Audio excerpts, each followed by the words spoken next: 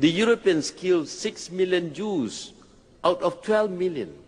But today the Jews rule this world by proxy. They get others to fight and die for them. They invented socialism, communism, human rights and democracy so that persecuting them would appear to be wrong, so they may enjoy equal rights with others. With these, they have now gained control of the most powerful countries, and they, this tiny community, have become a world power.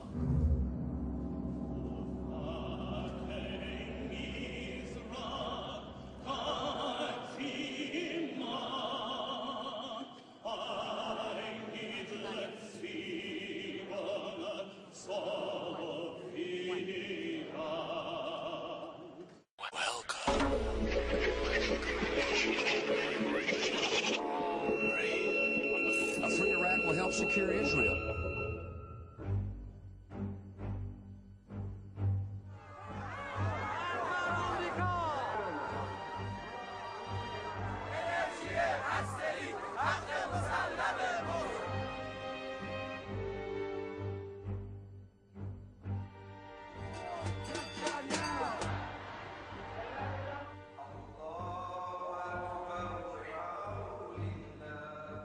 Israel lives! Israel lives!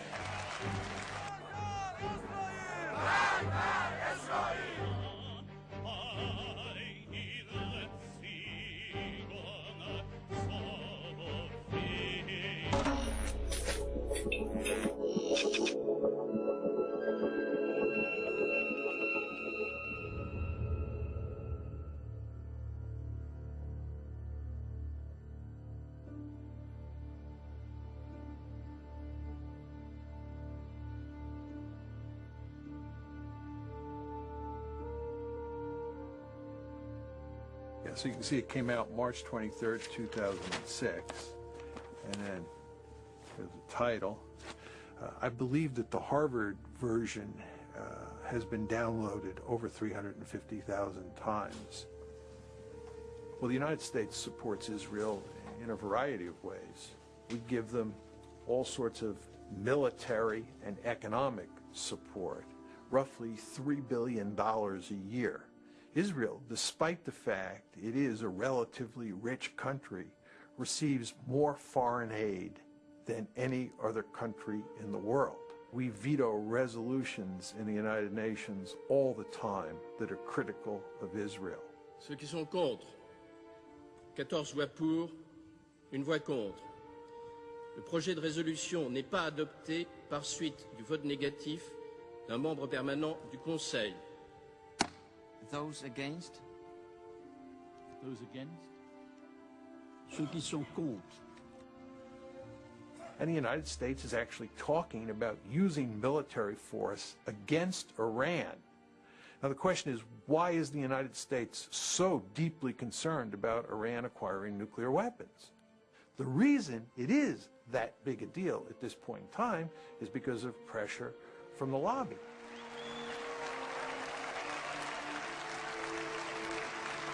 Thank you.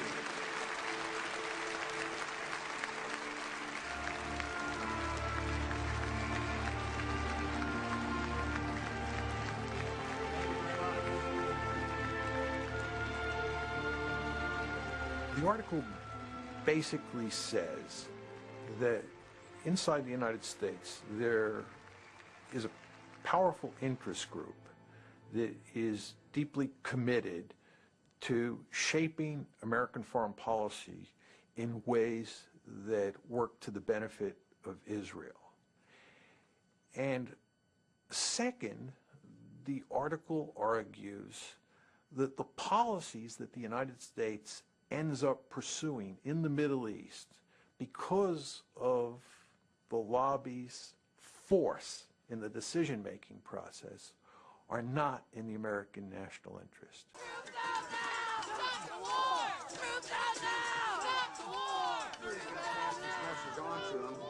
A free, prosperous, and secure Israel is in this nation's national interests.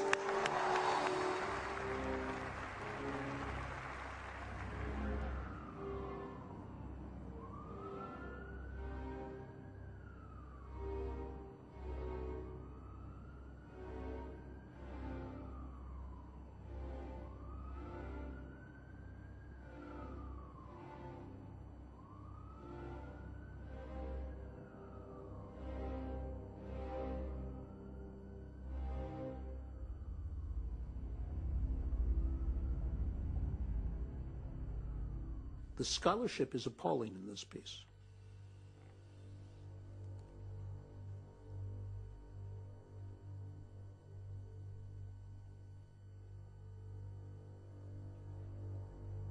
The notion that that some people sitting in Jerusalem are pulling the strings on institutions that are somehow divorced from a sense of what is in the American interest and working instead for Israel, there's just no evidence to support that. I'm really surprised that they didn't seek to protect their reputations by doing really watertight, rigorous research that they could defend. And in fact, they've been demolished. Alan Dershowitz is, I mean, there's nothing left after. So why did they go on I don't know why they did this. I don't know. Some of the things they say in that piece really made me wince because Mearsheimer and Walt both are better academics than that report reflects.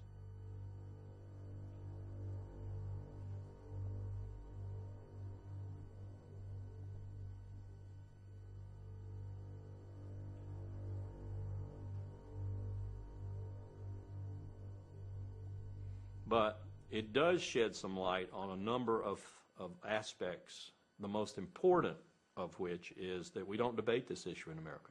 You know, you can't talk about this in America. That's the most important thing they did.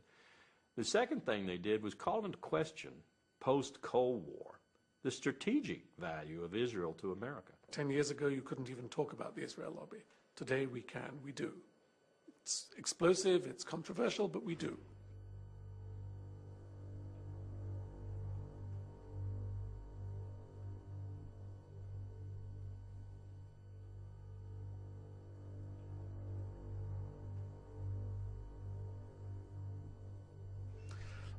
I wrote an article for the New York Times at the time of the Mearsheimer-Walt essay came out, in which an op-ed, and they asked me for this, and I said, you should have written about the Mearsheimer-Walt. They had not said anything. And they agreed, which was already a change, but they insisted that somewhere in the article I identify myself as a Jew, because this would give them protection. Controversial article about the Israel lobby. Yes, but he's Jewish, it's okay. That's where we are. It's not fun to be called an anti-Semite. It's not fun to be told that your scholarship is shoddy. And it's not fun to be pounded day after day and to see very few people standing up in your defense. But again, we knew that was coming. We knew that was the price of writing the article. They're right, but they're wrong. Now, they're right from a strictly geopolitical, geostrategic point of view. That is to say, what I spent my life studying. Israel no longer provides the United States a strategic value like it did during the Cold War. Not only that, Israel is a strategic burden on the United States. That's a big difference from Cold War days. At the same time, the fuller, more comprehensive strategist in me says that doesn't matter because the connections between America and Israel are so great and so strong that geostrategy, political strategy, whatever you want, grand strategy, is of no consequence here. You actually take that psychological component up to the level of grand strategy and you say, America can't get out of this even if it wanted to. So, Mr. Walt, Mr. Mearsheimer, you may be technically right, but you are pragmatically wrong because America simply cannot say, Israel, you're on your own. It just wouldn't work. And one of the reasons it wouldn't work is because we have a very powerful Jewish lobby in America.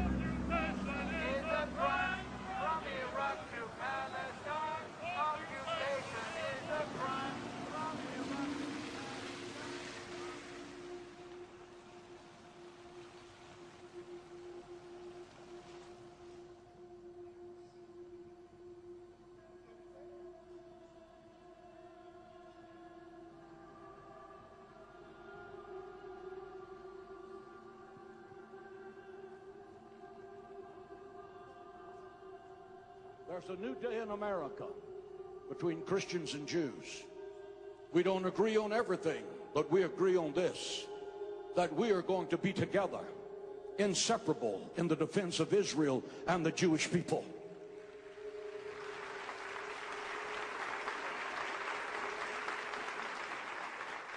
We have millions of people in the infrastructure. We have over 22,000 spiritual leaders, and some of those spiritual leaders have 1 million or 1.5 million names on their mailing list.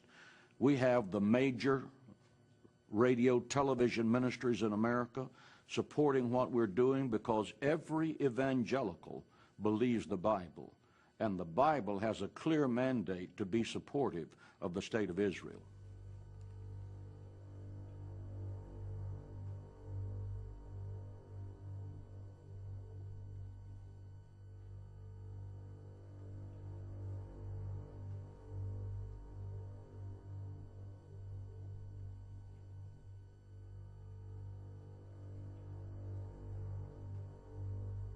Again, there's a new Hitler, and he's the president of Iran, and he intends to build nuclear weapons, and his brazen declarations against the Jews in America have been carried on the front pages of America's newspapers. Ladies and gentlemen, we must demonstrate courage. We must demonstrate intellectual honesty.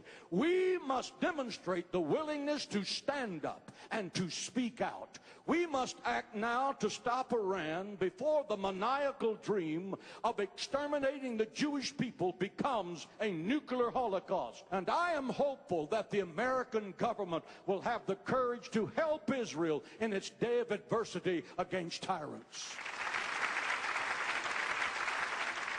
I don't think there's ever a time that you can say you have enough support.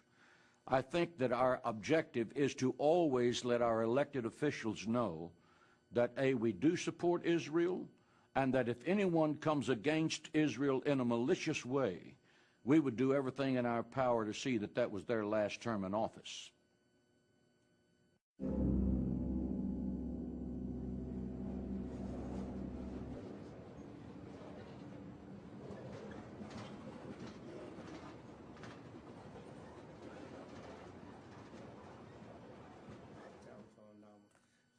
Those guys that were on the campaign with me during the 2002 election. And I want to get a copy of your tape of those commercials they had run. Give me a call. I'm in office 326-8844. Thank you. What AIPAC did, some members of the United States Congress, rather, they put in resolutions condemning Libya. And they just kept them in the resolutions with Syria and with Iran and with Iraq. They kept putting them in that in resolution and kept pushing for all kinds of sanctions, all kinds of action against them. And of course, I voted against the resolution, and others started voting against it. And I think what later I found out what really made them angry, other members of Congress came to me and wanted to know what was happening, and I was telling them, we're trying to negotiate. So what happened? I was looking at CNN. Several people had called me and told me what they had seen and heard, and they told me, look at CNN.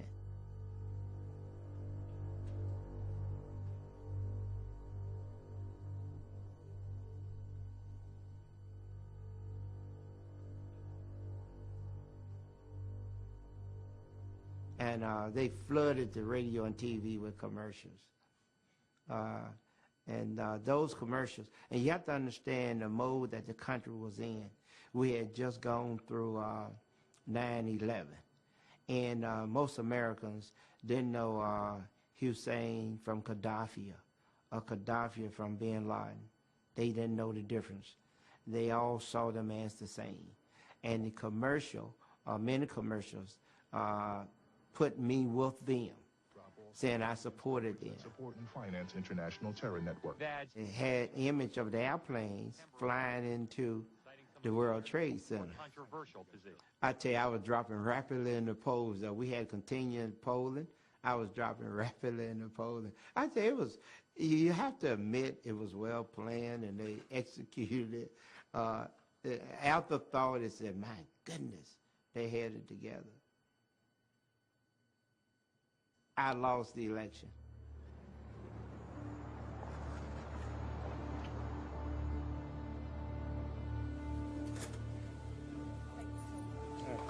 But you have to understand, you're talking about a forbidden subject. No one wants to talk about Jews. It's a no-no. It's like you're talking about something that's wrong. You're not even supposed to give your opinion. So you think it's very difficult for me to even ask questions about the Israel lobby in Washington? Absolutely. Very difficult to get answers. Very difficult to get interviews. I hope you're successful. I wish you well. It's going to be rough.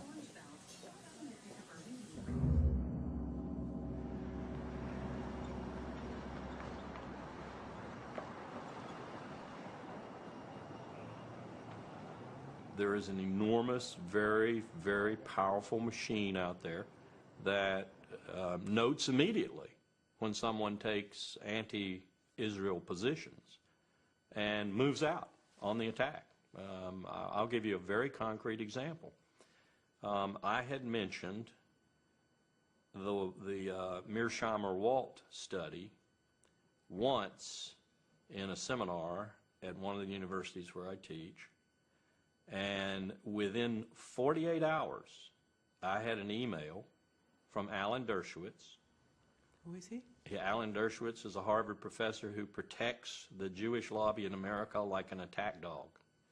I had an email from him, and the email essentially said he didn't think I was doing justice to the American-Israeli relationship, to Israel's existence in the world, etc., by citing the Walt-Mearsheimer report because it was so heavily flawed, mistaken, and so forth.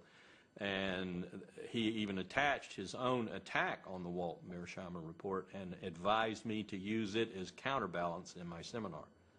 Well, I wasn't even using the report in my seminar. I simply had mentioned it as evidence of some people's ire, if you will, with the lack of discussion, the lack of debate on these issues in America. And within 48 hours, I had one of the attack dogs for the Jewish lobby coming after me. But how could he know this? There are people all over America, on campuses all across America, who are set up to do just what he did, to protect the interest of Jewish Americans and particularly the interest of Israel in America. In that sense, the Jewish lobby is probably more organized and more able to move swiftly against any potential threat than any other lobby. I was invited this autumn to speak at an organization called 2020, and we agreed on my subject, U.S. foreign policy and the Middle East and the Israel lobby, because this was a big issue in the newspapers at the time. And I heard nothing until about a week before my talk.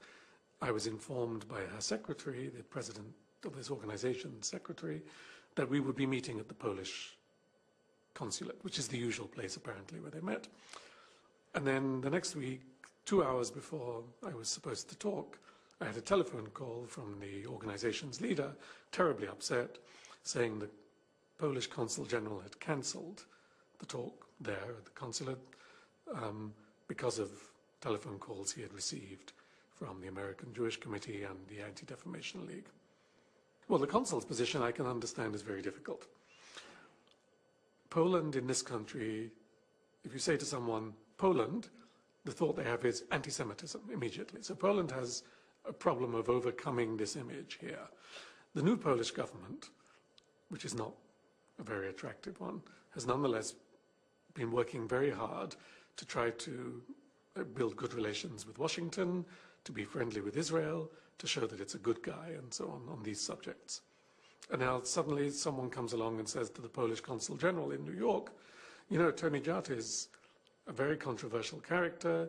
He's anti-Israel. His remarks, some people think, are anti-Semitic. Are you sure you want to have him? Bad for your image, bad for your diplomacy. But why would the Poles stand up heroically for my right to speak? They have bigger concerns, so I don't blame them.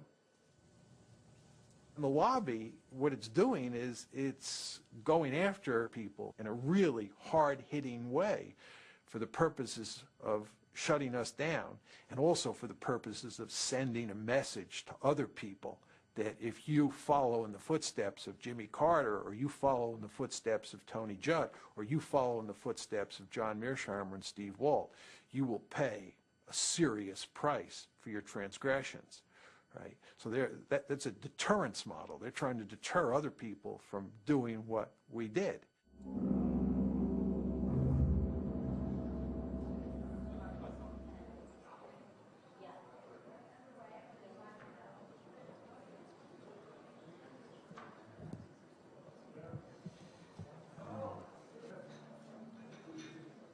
I was wondering if you can comment on the fact that in the press in the United States you are called an anti-Semite and demonizing the Jewish state concerning Human Rights Watch reporting in the Lebanon war. Human Rights Watch's fairly extensive reporting during the war, reporting that I should say focused both on Hezbollah's indiscriminate attacks into Israel and on Israel's indiscriminate bombardment in Lebanon, was met by some reflexive defenders of Israel, not with rational discourse, not with a discussion of the facts, but with name-calling, including accusations of anti-Semitism, of blood libel, of this or that. We're used to being attacked by, say, the governments who we're criticizing. But in this case, the Israeli government was actually rather quiet. And indeed, we had what you might call a reasonable dialogue with the Israeli government in the course of the war about what was happening in Lebanon. But it was the supporters of the Israeli government, principally in the United States, although to a limited extent in Israel, who came at us full force. And that was unusual, because we rarely encounter that kind of coordinated attack by ostensibly private individuals, people who had no official position with the Israeli government, but who had assumed for themselves the position of reflexively defending Israel, regardless of its conduct. It's going to be a big political fight. We'll be working in it. Thank you so much, and good luck to you, sir. Thank you. Does it matter that you are Jewish? I think in the course of the debate over the Lebanon war, it was significant because it was harder for the reflexive defenders of Israel to simply dismiss me as being anti-Semitic. It just didn't have any credibility. My father fled the Nazi Holocaust. My mother's parents fled pogroms in Poland and Belarus. I'm just not a candidate for anti-Semitism. And while there is the old kind of tired line of self-hating Jew, it doesn't describe me either, and nobody even really bothers with that kind of criticism anymore. Why? Why? Why not just let ineffective people like me do our little talking? Here we have to come back to something else. It wasn't always like this. It began in the 70s. With the rise of identity politics in this country, where it became fashionable and eventually politically and economically normal for people to think of themselves as Black Americans, Italian Americans, Irish Americans. No one says, I'm a Jewish American. If someone says, you're a Jewish American, it has a slightly uncomfortable air to it. But they have to have an identity, the sense of the need to have the same kind of cultural identity as Italian Americans or Black Americans or Hispanic Americans have, has created in the American Jewish community two external identification tags. One is Israel, and the other is Auschwitz. So to speak, one in space and one in time. To be a Jew is to be moved by the memory of the Holocaust and to identify with Israel, even if you have no personal connection with the Holocaust and you've never been to Israel, which is true for most of them.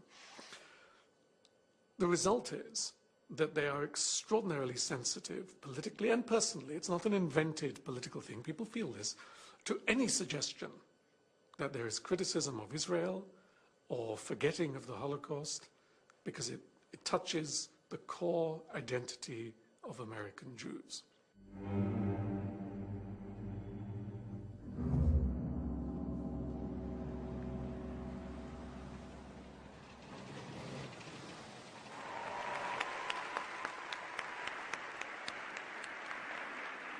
The state of Israel was the dream of your ancestors, made a reality by your grandparents and your parents. Every year, AIPAC has a conference where they bring in their supporters from around the country. They meet in Washington, a very powerful group that attempts to affect legislation and other aspects of U.S. policy on the Mideast. And it's sort of a gala affair. There's a Hollywood element where they produce these videos that show, they get people all mobilized and roused, sort of a pep rally atmosphere, and they get an extraordinary number of high officials to come. America and Israel share an unbreakable bond. AIPAC is one of the reasons why. All of us share a fundamental belief that the freedom and security of Israel are a vital interest of the United States of America.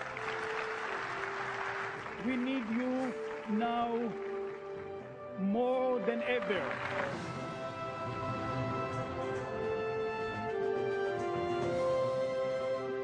It's become like it's a ritual where the officials have to go to sort of show that they are on AIPAC's side. You know, half the Congress shows up, top administration officials, and they have a keynote speaker every year who is invariably at the very top. From Florida, Bill Nelson. From Nebraska, Ben Nelson. From Illinois, Barack Obama. From Arkansas, Martin Pryor. Can we have a picture first, please? Hey, wait. I think I might have blinked on that one. From South Carolina, Joe Wilson. From California, Lynn Woolsey. From Oregon, David Wu. From Maryland, Albert Wynn. From Kentucky, John Yarmouth.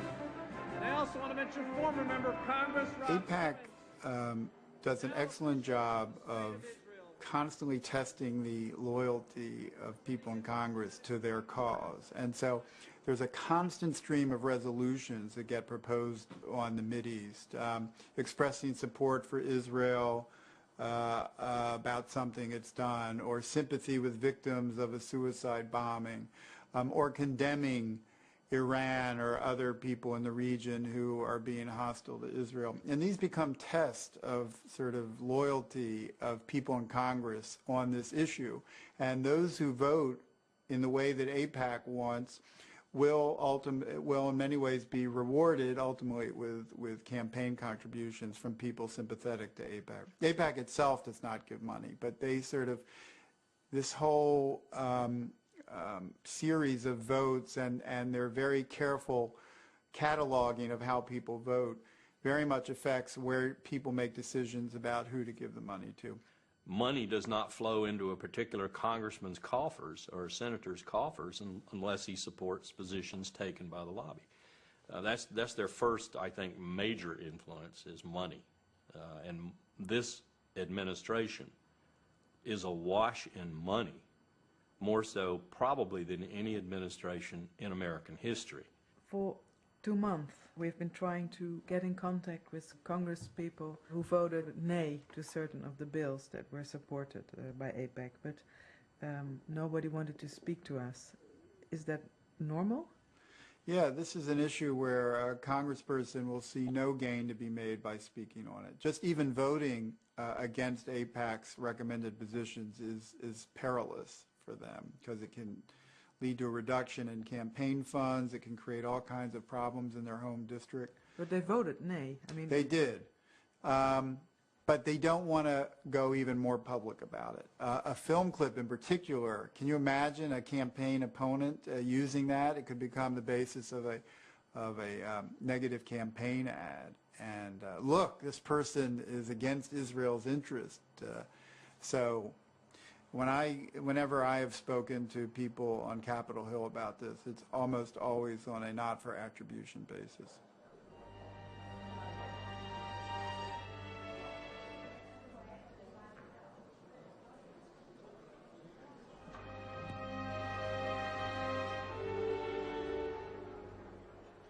I was told off the record once by a very prominent Democratic senator. We were at a meeting in Paris, and it was late in the evening. We were sitting in a hotel. He was talking about the Middle East, And he was saying things about Israel which were very similar to the criticisms that I would make. And so I said to him, but you never say these things in the Senate. Why not? Is it because you're worried about the Jewish vote? He said, forget it. It's nothing to do with the Jewish vote. I come from a state, I can't tell you where, because otherwise, where there are very few Jews. And they're all going to vote for me anyway, so it doesn't matter. So it's not the Jewish vote. That's not the issue. It's not money. I don't get money from the Israel lobby. That's not the issue. But he said, suppose that I walk onto the Senate floor and say in a moving speech why we need to take our distance from Israel and understand better what has happened to the Palestinians. Maybe I would win 5, 10 senators over to a general motion criticizing Israel, maximum. He said, but that's all I could get. And he said, in return, I would be finished in the Senate, because no one would ever vote again for my needs if I wanted to move something for my state, or an education bill, or a financial bill, or a tax bill, or anything to do with domestic policy, nothing to do with Israel. I would be punished. I bet that it's impossible for either Steve or I to ever get a high-level policy-making position in the American government. For example, Steve was invited to go to a dinner with an aspiring presidential candidate at Harvard. And the person who had invited Steve to this dinner came to see Steve about a week after the piece came out. And she said that she had to disinvite him from the dinner because the presidential candidate's staff had called and said that it would not be acceptable for the presidential candidate to be at a dinner with him. America and Israel have a special friendship. You have devoted yourselves to strengthening the bonds between the United States and Israel. The United States will stand with Israel now and forever. If a politician would rise with this point of view, that the United States should stop supporting Israel, what would be the effect, do you think? He'd lose the next election. Almost certainly. Now, there may be a district here or there out of the... We have 435 members of the House and 100 senators, 535. We have 52 governors. It's certainly possible that some congressional district somewhere would re-elect a candidate who had said we should abandon Israel, reject the relationship with Israel. But it's pretty unlikely, and I would be surprised if there are more than 2 or 3 or 4 congressional districts in which it's even conceivable. I appreciate but we can't vote you. That's and I'm okay. sorry. But I appreciate the friendship. If you will come in Italy, I want to introduce you with a member of parliament, Italian parliament. I would enjoy that very much. Okay? Thank sure. you so much. Thank you for everything.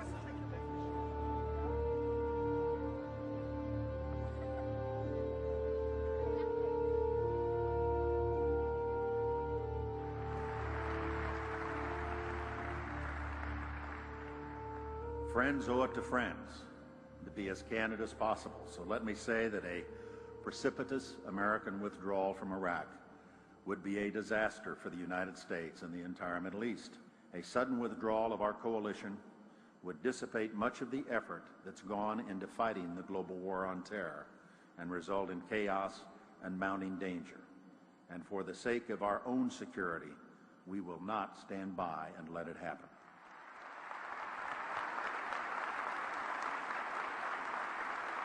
I would argue that had you not had all of these neoconservatives prominently placed inside the Bush administration, that Colin Powell would have never ended up giving that disgraceful presentation in early February 2003 that played such a critical role in turning American public opinion.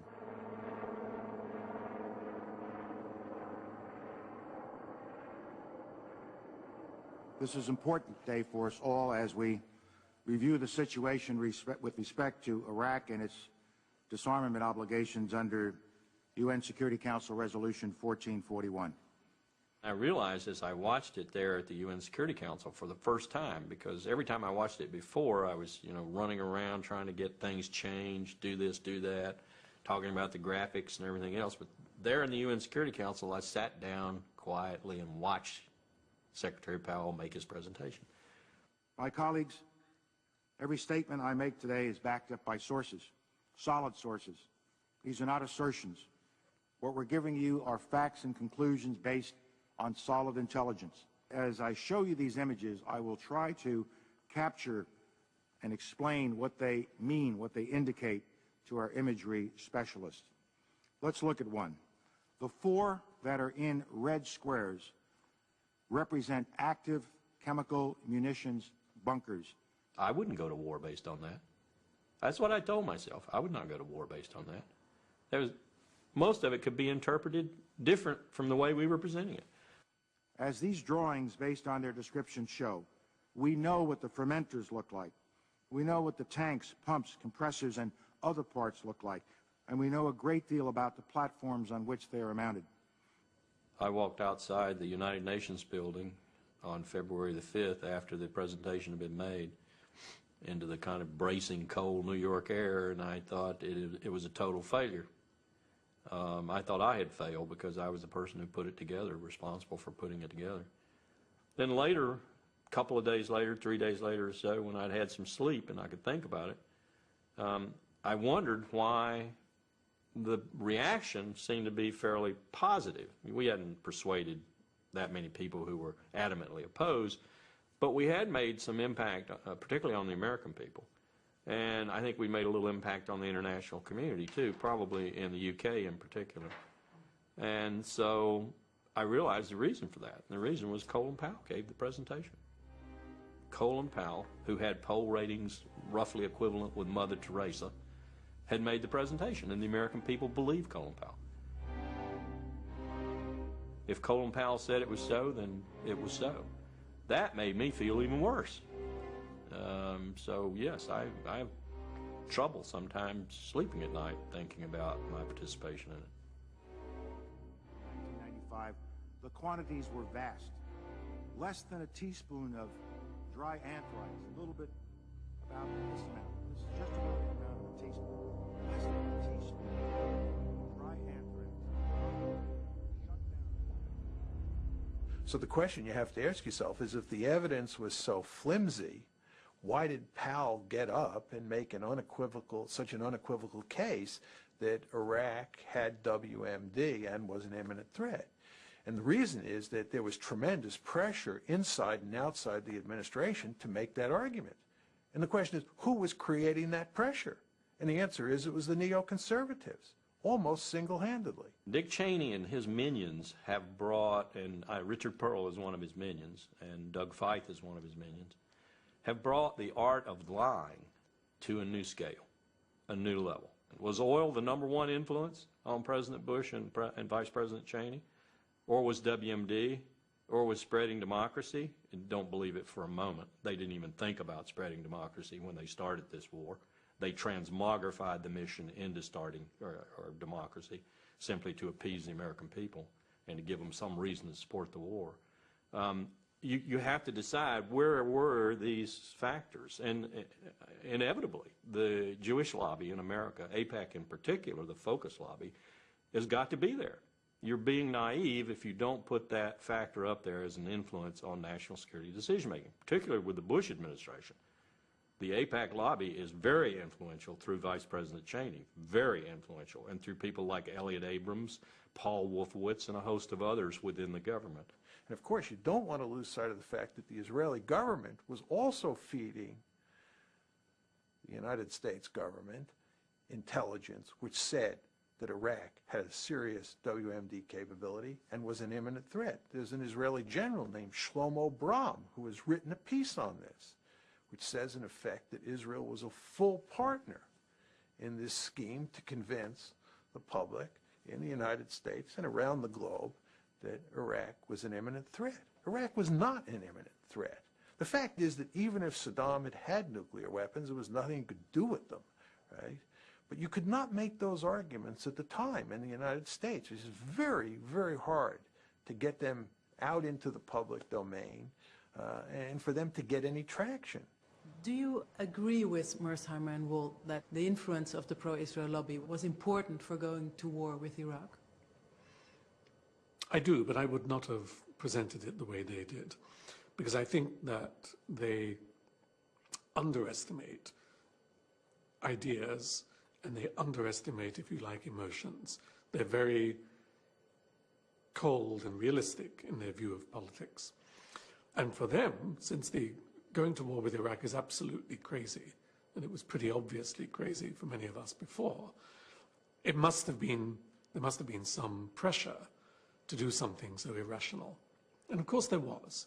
But they underestimate other factors. The illusion, for example, that we could have control of Iraq's oil and of the strategic region. The belief, which is a deep American belief, which was not invented by the Jewish lobby, that America knows how democracy should work and is an example to the world and has a moral duty and certainly a right to bring this example to the world. And it's all mixed together. So ideals, belief about American exceptionalism, American duties, American provincialism, not knowing about what's going on outside, and Israeli pressure. Yes. The suggestion that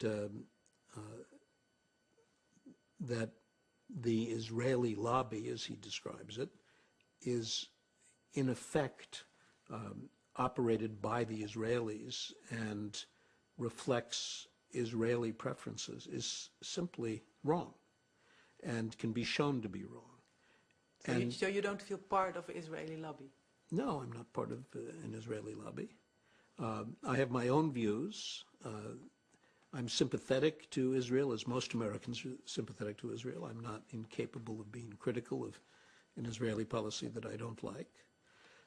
But the main point is that it is not the Israeli government that shapes the thinking of Americans who are pro-Israeli.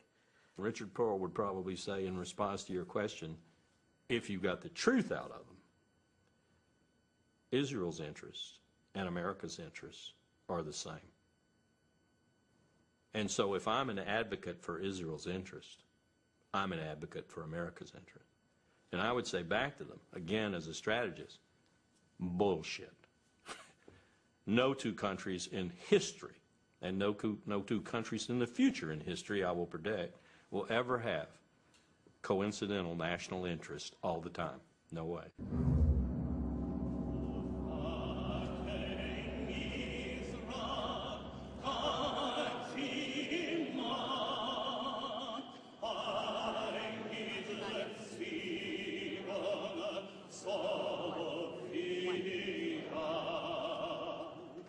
I don't want to kind of develop this great sense of victimhood, but I do feel, and it's, you know, I come here and I feel that we in Israel have paid the price.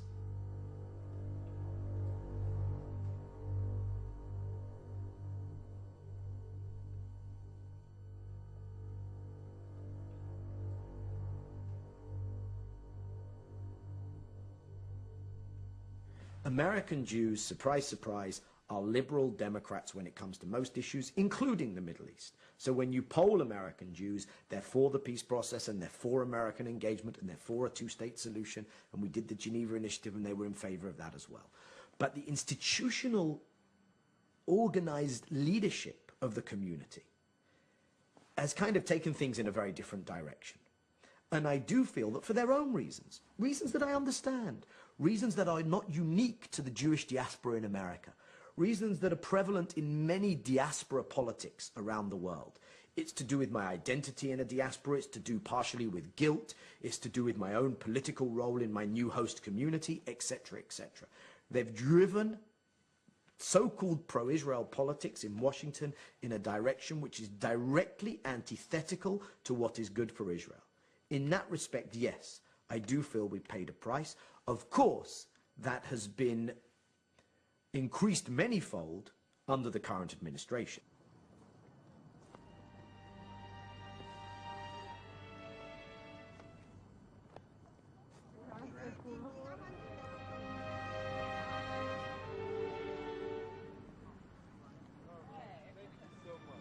America has become part of the Israeli victim narrative. It began, I think, in the 70s, when one of the ways in which the African American community could begin to get amends for slavery and the consequences of slavery was by emphasizing that it was a victim of history. That even if you didn't do it, history did it. Your grandparents did it. It's not a personal responsibility, but there's a cultural debt.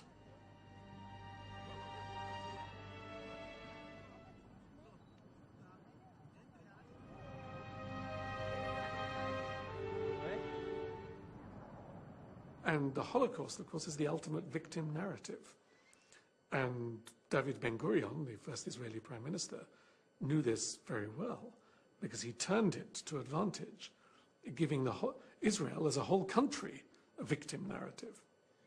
If you can't criticize someone because he himself is a victim, what do you do with a whole country, which is a country born of victimhood, so to speak? I have been in conversations many times with people who are very reasonable and would say, yes, you're right, Israel does do bad things. The occupied territories, stealing the water, stealing the land, bombing the houses, etc. But remember what happened to the Jews. There is a background, there is a history, there is a reason, there is an excuse for this. And of course, you can say the same thing for the Palestinians. Remember what happened to the Palestinians after the Nakba in 1948 and so on, 1967. No wonder they have suicide bombers. You can always do this. There's always a relationship between collective past suffering and present individual actions. To turn that into public policy, though, is catastrophic, and that is what we see today.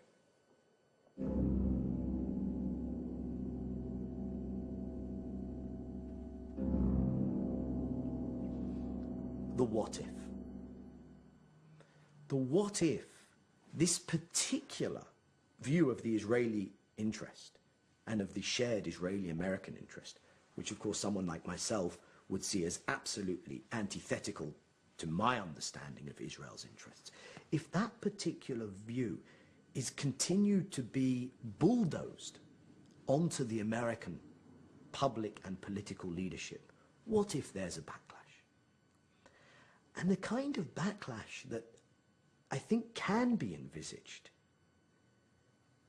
is the kind of backlash whereby eventually enough of the American public, and eventually by extension their elected public officials, turn round and say, we need to disengage from our overstretch in the Middle East. Could be that as a consequence of what happens in Iraq and what happens in Iran, that people become very angry with our relationship with Israel, and there's just an upsurge of public opinion. It could be that you have 2 or 3 senators who come out and make a very forceful case for changing our policy. It just isn't going to happen. It is not going to happen. And you could eliminate by some waving a magic wand, you could eliminate the Israeli lobby that Walt and Mearsheimer talk about, and everything I've said would continue to be true. I will make a prediction. If this president orders us to go to war in Iran in the next 2 years, and he orders any considerable ground component to participate in that, Marines or Army, then I think you're going to see another major exodus from the armed forces, general officers, because I think they understand just how colossally wrong such a decision would be and how much that would be the precursor for, call it what you will, World War III, World War IV.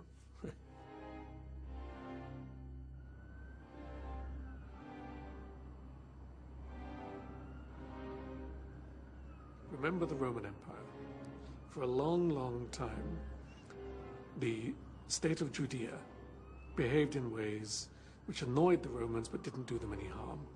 At the point at which they were becoming a nuisance, the Romans turned against them, destroyed their temple, wiped them out, and told them, an empire has bigger concerns than you. This is what Israel faces in the next 25 years. the risk that the American empire will say, wait a minute, you don't matter to us so much. Either because we need oil more than we need you, or because oil is no longer important. Doesn't matter, both has the same effect. You are more trouble than you are worth, and the issue of the Holocaust and anti-Semitism is declining with the demographic move to the next generation. This is a catastrophe for Israel, because Israel has no other friends in the world.